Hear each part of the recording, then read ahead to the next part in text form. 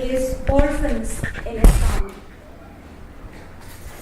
When one looks at the Quran, Allah discusses the position of the orphans in 3 different chapters. The first of these chapters is Surah Al-Baqarah. The second is Surah Al-Nisa, and the third is Surah Al-Duha. Without bisecting the ayahs from the fiqh point of view, I would like to discuss the position of the orphans in Islam. We notice that Islam defines an orphan in 3 ways. The first way was metaphorical, and the next 2 ways were very literal. The first way Islam defines an orphan was the definition given to us by Imam Sadiq, where in a beautiful hadith he defines as an orphan by stating, an orphan is not one without a mother or a father. An orphan is one without literature. Why? Because the root meaning of the word orphan is a person who has severed his ties. The first meaning of an orphan is a person who has severed their ties with literature. Why? Because the basis of a human being is the ability to use his mind and the ability to break the veils of existence between him and his Lord. His ability to reason. And therefore, when a person can begin to reason, he then becomes asif. Person who has literally, truly achieved what his soul yearns for. While a person without literature is a dead person. Hence one notices that when people would come to Hazrat Ali, they would say to him, give us a sermon in which your sermon does not have any dots in it. As you know, the Arabic language has many letters with dots. Wa, ta, jim, ha, they're all letters with dots. They said to Amir al-Mu'mineen, with your power of literature, give us a whole khutbah, but in which you do not use a single word with a letter that has a dot inside. And you found Ali ibn Abi Talib gave a whole khutbah without a single word with a dot inside it. Then they came to him again and they said, give us a whole khutbah without the letter alif in any of the words. And you see in the Arabic language, virtually every word you can find has an alif in it. Amir gave a whole sermon where he didn't use a single letter without, he didn't use a single word with the letter alif in it. That's why Amir al-Mu'mineen built his followers on the idea that without literature, you are nothing. That is why we get disappointed when most of the people come to us and tell us our community needs talks on akhlaq. Most communities have good akhlaq. But the problem with most communities is that their knowledge is so shallow. Real knowledge is when you go into the depths of the books in order that they read the works of the philosophers and the mystics, the works of the historians.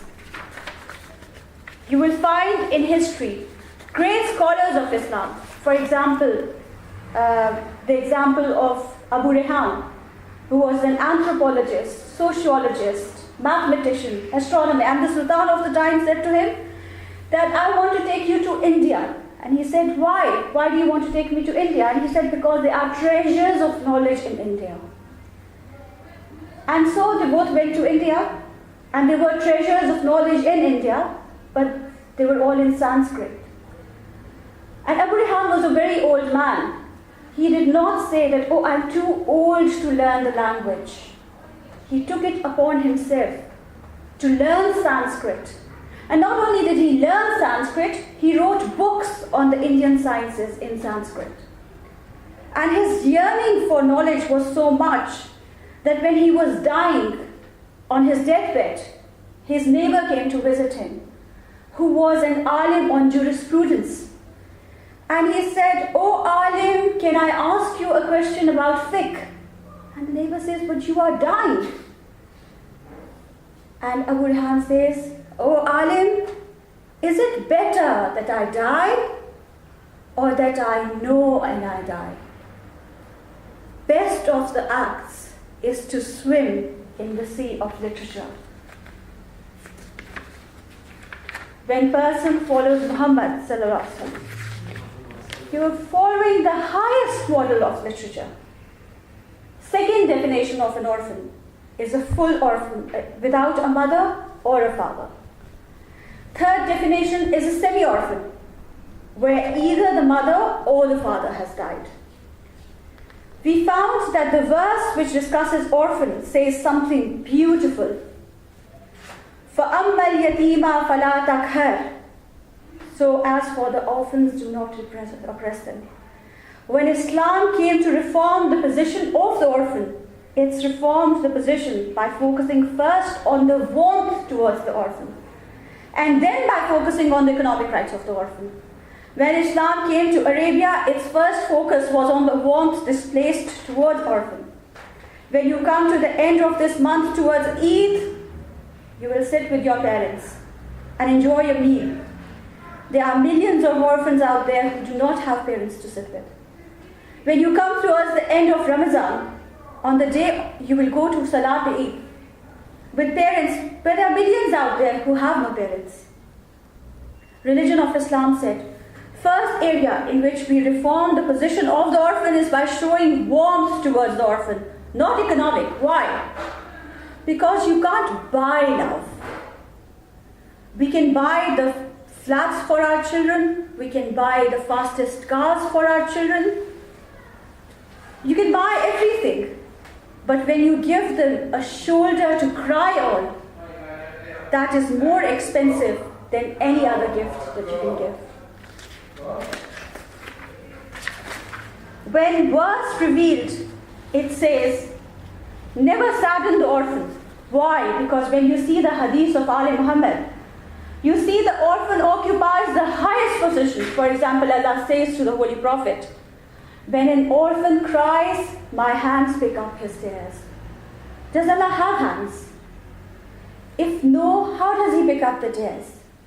What Allah means is that when an orphan cries, it is my sight that goes to the care of the orphans. That is why in another hadith, Rasul states, when an orphan cries, the arsh of Allah shakes in its place.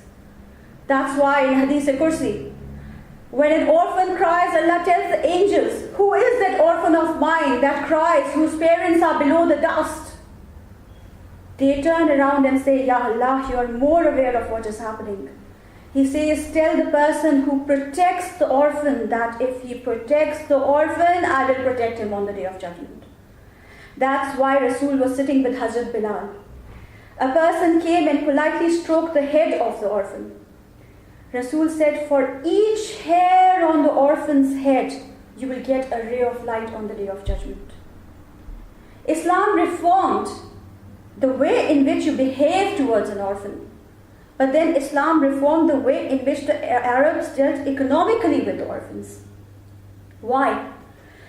One problem an orphan faces when a mother or a father dies is inheritance.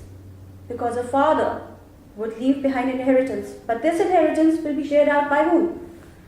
If you are young, it would be your uncle. There were too many uncles playing with the wealth of the orphans in Arabia. So in Surah Nisa, the first 10 verses on the orphan is on how the orphan has to be economically looked after. Quran gave 3 guidelines on how you have to behave with the orphans. Money when the dad dies. And I would request you to have a look at these ayats in your own time. But the first guideline was, give the yatim his wealth. Guideline 2, do not replace good products with the bad ones. A Lamborghini cannot be replaced by a bike. Guideline 3, and do not eat their properties with yours. The Quran sought to look after the economics of the orphan, but didn't stop there, but went to talk about the needy, because where there are orphans, there are needy. So we have clear instructions from the Quran on how we treat the orphans, psychologically, emotionally, how we treat the orphans, economically. So let's just look at how the world around us is for the orphans today. It is difficult to gauge the widespread plight of the orphans accurately without considering a few global statistics. According to the Congressional Coalition of Adoption Institute, there are over 153 million children who are orphaned by the death of one primary parent. Children living with both parents present equally startling numbers. There are 17,900,000 children who are orphaned as a result of the death of both parents. Each day, roughly 5,760 children are orphaned. Experts are quick to point out that these numbers are underreported in war-torn areas. These regions have delays in reporting orphan children due to political or governmental reform. Orphans absorbed in institutions and foster families struggle against a silent kind of violent oppression. Children are hesitant to report abuse and neglect because they have no other advocates to call. Orphans endure abuse from staff and fellow institutionalized children on a regular basis with little or no relief. Over half of all claims filed against charitable relief organizations and child welfare facilities never make it to the court of law. Child abuse, neglect, malnutrition, and mental disorders are only a few of the devastating things that children without parents fight to survive through. The startling truth is that children without parents statistically hold much higher mortality rates. On a global basis, roughly 40,000 orphaned children die each year from lack of protection, nutrition, and basic human rights. This is due to limited access to clean water, adequate nutrition, and life-saving healthcare alone. No matter what set of adversities individual orphans face, they require protection. Until reform of inadequate support system is implemented, children without parents face a much harsher reality than society fully comprehends. Let's look at the statistics of the economic exploitations of the orphans. And let's just have them salawat, please. Let's look at the statistics of economics exploitation of orphans and needy. Child labor, isolated in domestic violence, traumatized and abused in commercial sex trade. Asia, 153 million children. Africa, 80 million children. And Latin America, 17 million children. And these statistics, by the way, are not complete. And how are we 350 plus Muslims dealing with the problem? I read in yesterday's Dawn newspaper that North Waziristan operation spoilt the fourth wife dream of a father of 36 children. A bit controversial, but I would still ask, how does giving birth to 3 football teams make the world a better place? Have you adopted even one orphan? Even as a sadaqah of your children? In the meantime, in England, AAF Adoption and Fostering, the UK's leading adoption and fostering membership association, said in a recent report that not enough Muslim families have made themselves available to councils, putting a restraint on social services. There is a growing need for Muslim foster carers to look after children and asylum seekers, particularly from Pakistan, Afghanistan, Iraq, Iran, and Bangladesh. An appeal read as the organization tries to mobilize British Muslim community. So who are we 350 plus million Muslims following? Where is the sense of direction? Where is the sense of responsibility? Are we all not followers of a prophet who himself was an orphan. Actually, are we not followers of the prophets who are Prophet Moses, Prophet Muhammad? They were both orphans. And who raised this orphan, Prophet Muhammad? Who raised this orphan, Prophet Muhammad? An orphan who could give nothing in return. Because Prophet Muhammad was not a rich orphan. He had nothing that he could give in return. It was 6 women who raised him. Ayman, Sheba, Sobia, Halima, Shima, Hazrat Abu Talib, Bibi Fatima bint Asad. If I ask some learned people to write 2 words on each of these people who raised the Prophet, I won't get more than a couple of lines. And the Kufr factory might just write a word, kafir.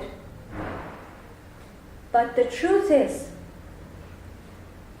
that nobody can dispute that these were the pillars of humanity. Islam has been raised in the cradle of humanity. And while we have hundreds of books to divide us, the literature that should show us humanity and these glorious role models has been buried in layers. I mean, it's all there. We have literature on these personalities in the Arabic and the Persian languages, but nobody's translated it. We have already discussed the Quran and the Hadith. And now let's see if we can find some hope in the role models. We are in the month of Ramadan. 2 important Islamic personalities departed from the world in this month. One was Bibi Khadija, who departed and whose Wisal is on the 10th of Ramadan. Her title, interestingly, was Princess of Arabia, but also her title was Ummul Yatama, Mother of the Orphans. And her house was known as the house of kindness and generosity. She was not only looking after the orphans who had no parents, but she was also looking after the orphans who had parents. Because there was a trend in those days in Arabia that when a girl child was born, she would be buried alive. So the mothers had a choice that they would either give the girl child to the father who would bury her alive, or she would bring her to the house of Khadija, where the girl would be raised with dignity. And this is the time when, according to some people, Bibi Khadija had not physically accepted Islam. But again, religions teach us the way of life, the internal humanity. The mother of the orphans is the mother of the Muslims. She is the one, when she passed away, the prophets called the year Amul Huzn, the year of grief. But what is important to remember is that our outrage should not happen when 2 lesbian couples adopt a Muslim child. Because that does not show that we love the orphans, but that shows that we hate a group. We have not been following Khadija. Where are the houses of kindness and generosity? I'm sorry, but madrasas don't count. The second personality in Islam who departed, and interestingly these are the days of his departure, is Imam Ali ibn Abi Talib. Again, he was known as the father of the orphans. He would go in the middle of the night to give food and water to the orphans. On the 19th of Ramadan, which was yesterday, Amir al-Mu'mineen Ali ibn Abi Talib was attacked with a sword while praying in the mosque. After the attack, the doctors advised that Imam Ali should drink milk for his wounds. This news spread amongst the people and orphans of Kufa, and they started queuing outside the door of Imam Ali, holding cups in their hands, waiting to offer their portion of milk. Tonight, his house of Imam Ali was unbelievingly busy, and Imam Hassan kept coming to the door and calming everyone's tears and sending them back to their homes. But no orphan in Kufa would stop crying or sleep. And all the orphans were praying, saying, "Oh God, you have orphaned us once, so please do not orphan us again." Hazrat Ali was equally concerned about the orphans. His soul is about to leave his body. Injured and wounded the loin of Allah, left the world with a will. What are the last words of Hazrat Ali, which I share with you today on his death anniversary? Fear Allah in the matters concerning orphans. Attend to their nutrition and do not forget their interests in the middle of yours. I am hoping that the position of orphans is one of the most important social positions, hence Imam Ali said in his will. I am hoping that the Quran, the Hadith and the glorious role models will help us reclaim the soul of Islam, where we replace the guns in our children's hands with roses, bricks with books, tears for joy, and hold the fingers of our young partners to move towards a much more peaceful and better world. It is not the physical pain that endangers orphans the most. It is the mental pain caused by stress from years and years of being neglected, pushed aside, disregarded, unloved, and made to feel undeserving. And in almost all cases, made to feel like a possession rather than an equal human being. Even more, it is the lack of unconditional love, the right to be accepted as a child and to be loved as a child, no matter what you do, is the most wounding. From the book of Orphans. Allahumma salli ala Muhammadin wa ala Muhammad. Allahumma salli ala Muhammadin wa ala Muhammad. Allahumma salli ala Muhammadin wa ala Muhammad. Thank you very much, Rubab. Just a couple of words about what Rubab said. She recited a particular ayah. فَأَمَّا الْيَتِيمَ فَلَا تَقْهَرْ. With regards to the orphans, do not oppress them. So I'm hoping to read this surah during the prayers. And if you were to study the end parts of the Quran during this month, you will find that there is a great emphasis on orphans and what we should not do to them. And it's quite serious. I mean, if you read it, it's really quite serious. I only just realized it in the last couple of days. Anyway, I hope to read the closing dua now. In the name of Allah, the beneficent, the merciful, praise be to Allah, the Lord of the worlds.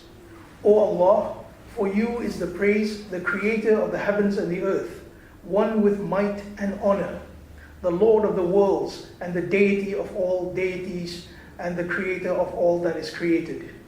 He is the inheritor of everything. There is nothing like him, and he surrounds everything. You are Allah. There is no God except you, the one, the single, the unique, and the only. And you are Allah, there is no God except you, the noble one, having nobility and greatness. And bliss and salutation upon Muhammad the Prophet, the mercy, the chief of the prophets, and Ali ibn Abi Talib, the chief of the successors, and Fatima Zahra, the chief of the ladies of the worlds, and Hassan al-Mushtaba, the proof of Allah, on all the creatures, and Hussein, the martyr, the oppressed, and the heir of Amirul Mu'mineen, and Ali ibn Hussein Zainul Abidin, and Muhammad bin Abdul bin Ali al-Baqir, splitter of the former and the latter knowledge, and Ja'far bin Muhammad as-Sadiq as-Siddiq, and the follower of the righteous forefathers, and Musa ibn Ja'far al-Qazim from the posterity of the prophets, and Ali bin Musa al-Reza from the progeny of the pious, and Muhammad bin Ali and al-Jawad, the guardian of the believers, and Ali bin Muhammad, the luminous lamb, imam of those who show utmost humility, and Hassan ibn Ali, the chief of the noble successors, and successor al-Qaim, al-Mahdi, the awaited one, of the proof after his forefathers upon your creatures, and conveyor of the message of your prophet, and heir of the past successors, by whose survival the world survives, and through those blessings all get sustenance, and for the sake of those existence, the heavens and the earth stand, who would fill the justice and equity of the world, which is full of injustice and oppression. O Allah has hastened His appearance for us. Indeed, others would think Him remote, but we consider Him near. O the most merciful of the merciful ones, for the sake of your mercy, accept our supplications. O Allah, open for us the doors of repentance, your mercy and a wide sustenance. Indeed, we are inclined to you and complete your bounty upon us. Indeed, you are the best you are the best of the bounty givers. O Allah, may our remaining life be dedicated to the duties of Friday's Hajj, Umrah, and the aims of our worship acts should be to your satisfaction alone. O Lord of the worlds, the bliss of Allah, the salutations be upon Hazrat Muhammad Mustafa and his pure and chaste family. Peace be upon Allah and on them. أقيموا الصلاة.